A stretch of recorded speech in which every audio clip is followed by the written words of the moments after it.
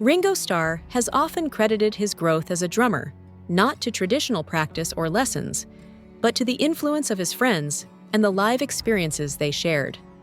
Long before becoming a member of the Beatles, who were originally known by a different name, Ringo developed his skills by jamming with fellow musicians, not by spending hours alone in his room. Now at 85, the legendary drummer has reflected on his journey, emphasizing that it was through performing live, rather than formal training, that his drumming truly evolved. Unlike many aspiring musicians, Ringo never found much value in practicing solo. He admitted that practicing at home simply didn't appeal to him. He once tried playing alone after getting his first drum kit and setting it up in the back room, like a scene straight out of a classic coming-of-age movie, but quickly found the experience dull and uninspiring. Instead, he learned through collaboration, playing alongside other young musicians around Liverpool who were also finding their way. Many of them weren't experienced either, which made the environment a shared learning ground where everyone improved together. During his teenage years, Ringo worked at a school equipment factory where he and a group of co-workers, some of whom happened to be musicians, would gather during lunch breaks for impromptu jam sessions. He recalled being particularly lucky to have close friends who were just as passionate about playing music. One of them, Eddie Miles, lived next door and was a naturally gifted guitarist who could play almost anything. Another, Roy, had built his own bass from a tea chest. With just a snare drum in hand, Ringo joined in, and these informal sessions became his true classroom.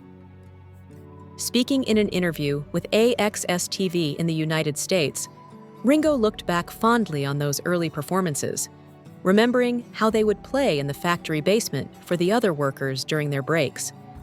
He described those humble beginnings as the foundation of everything that followed, proof that his musical journey started in the most unassuming of places. Before rising to fame with the Beatles, Ringo was part of Rory Storm and the Hurricanes, a band that at the time had even more local popularity than John Lennon, Paul McCartney, George Harrison, and Pete Best's group. Despite being part of a respected band, Ringo was a fan of the Beatles early on. He first encountered them in Germany, where both bands performed at the same club. He was immediately captivated by their energy and charisma, especially by the trio of John, Paul, and George.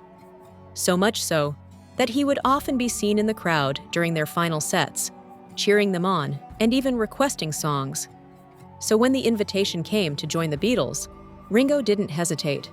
Although some people questioned his decision to leave Rory Storm and the Hurricanes for this relatively less established group, Ringo saw it as a clear step forward in his career.